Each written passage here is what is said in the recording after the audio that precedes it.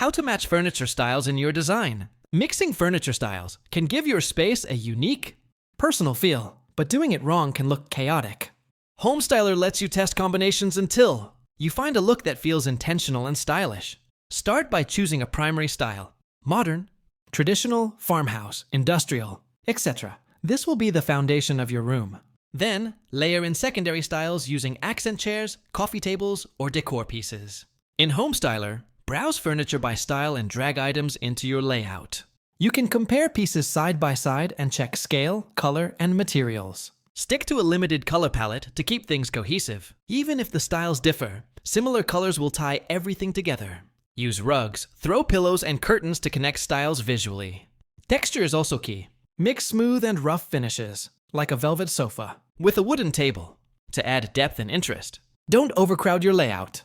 Leave room between different styles so each piece stands out.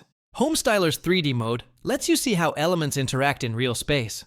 Click the link in the description to join Homestyler for free and begin testing your favorite combos. Matching furniture styles isn't about being perfect. It's about balance and personality. Homestyler helps you find both in one seamless design experience.